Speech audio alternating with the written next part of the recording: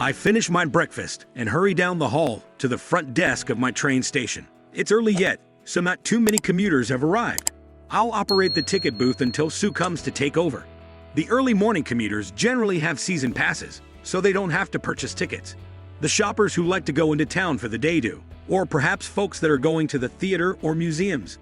It's my job to see that everything runs smoothly and, if I can, on time. I am the station manager, and my name is Bob, though some call me Bobby. I'm proud of my station and like keeping it running smoothly. There are several train tracks, with trains arriving and departing all day long. Some rails run from city to city, delivering supplies and packages, as well as salespeople and office workers working in each metropolis's tall concrete and steel buildings. Other tracks go out to the state's urban and farm areas, picking up and delivering cattle, fruits, and vegetables to processing plants and supermarket chains. But today is a special day, for today is the day that the circus train comes to town. It's an old steam engine train with colorful circus cars full of wild animals and performers. It has a separate side track and platform that they use whenever they come to town. Adults bring their children to see the circus unload their elephants, tigers, and lions. And the clowns come out in full makeup to entertain the kids. Yes, even I will take a minute or two to take a peek at the circus' old steam engine. I always find it fascinating. Sue has arrived, so it's time for me to check the schedule. Everything looks good and on time, so I stroll around the station, ensuring it's clean and presentable. There are many kiosks around the station, some selling newspapers, magazines, or paperback books to read while you wait. Others have coffee, cold drinks, and snacks. It looks just like the central aisle of a shopping mall, with so many things to buy. The station itself was built in the 1940s and is quite beautiful, with carved marble and stone.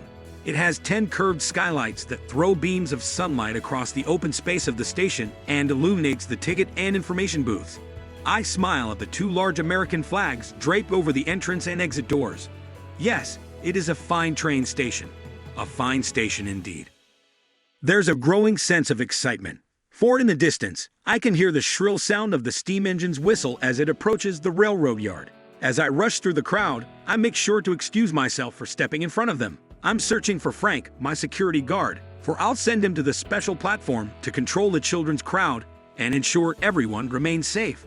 But frankly, I'm not sure if I'm protecting the children from the animals or the animals from the children. Finally, with Frank on his way, I step out onto the loading area and walk to the end. I shield my eyes with my hand, looking for the telltale sign of thick white smoke puffing up into the air. I finally spot it taking the turn by 5th Avenue in Maine, rolling along the two shiny steel rails. As the mighty black steam engine enters the train yard, the engineer continues to blast the whistle, and is now clanking the train's bell as well. The yardman quickly pulls the lever of the rail switch to change the train from the main track to the platform. The circus train finally arrives in a squealing of brakes and great puffs of steam. The engineer actually has clown makeup on as he leans out his window waving to the children and blasting his whistle. The first to disembark is the ringmaster and a group of clowns who move among the people passing out free tickets for this evening's show. The children are all laughing excitedly, causing me to smile widely. The task of unloading the tents and equipment has begun, with forklifts deftly lifting boxes and placing them inside tractor trailers to deliver to the open-air arena where the circus shall set up. The forklifts are scooting around the yard doing their work, while the children on the platform jostle and maneuver for a better look. Finally, one frustrated young lad slipped under the iron guardrail and races into the work area, hoping to get a better look at the elephants. A panicky, high-pitched scream comes from his mother, Johnny. A unified gasp goes up as a forklift swings around, barely missing the boy.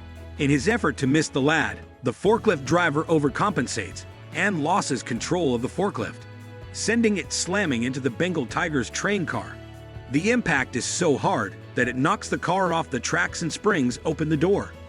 There's a hush in the crowd as a 450-pound frightened female tiger flies through the air and lands on the ground not far from Johnny. Johnny is frozen with fear and stands stock still. The tiger crouches down, snarling with her ears pulled back, not knowing what to do except attack. I've hopped off the platform and am slowly walking toward the back of the boy. I called my security guard Frank to move everyone off the circus platform and into the station, and tell all the other people to re-enter their trains and keep the doors closed until this situation is over. As the crowd starts to move, the child's mother yells, "My baby, I won't leave my baby." This draws the attention of the big cat, and I pick up my pace towards the child. Suddenly, as if out of nowhere, my yard man, Ben, comes roaring in on a forklift, scoops up Johnny, and spirits him away to his mother's waiting arms. A huge cheer goes up for the rescue boy and his hero Ben. The ringmaster has been busy deploying the clowns to set up a capture cage behind me. It has doors in the front and back that will snap shut once the beast is inside. The lion tamer also moves toward the cat with a long pole with a large metal hoop on its end to slip around the tiger's neck. I return my gaze to the big cat, only to find that now I'm the focus of its attention. The female Bengal tiger is a beautiful beast. Her orange fur with black stripes shines in the sunlight, while her lips roll back to expose 6-inch canine teeth that are as white as pearls. She makes a fox charge at me, throwing her huge paws out to the sides, while snarling at me. Her ears are pulled back. I stand my ground and look at her. A challenge, I know, but I'm too frightened to move. So instead, I call to the lion tamer. "What's her name?" He replies in a thick Italian accent, "Sophia." Just to keep moving back toward the cage. The clowns will take over from there. I suddenly recall that I have a foot-long Slim Jim in my back pocket that I was going to have as a snack at break time. I slowly take it out and unwrap it. Next, I bite off a 1-inch piece and gently toss it to Sophia. At first, she backs away, but upon smelling it, picks it up and chews it. "How's that, Sophia? Pretty good, huh?" I keep biting off small pieces and tossing them to her to lure her along as I slowly make my way to the cage. Finally, when I reach the crate, I drop down on all fours with the Slim Jim between my teeth and start backing in. In a panic, one clown whispers, "What, are you crazy? That tiger's going to tear you to pieces." I shoosh him and talk to Sophia around the sausage in my teeth. "Don't stop there, girl. Come on in." Sophia doesn't trust me and remains just outside the doorway. So I bite off another small piece and toss it just inside the door. She hesitantly steps in. So I toss another and another until I'm half in the middle and half out. Sophia is exactly the same.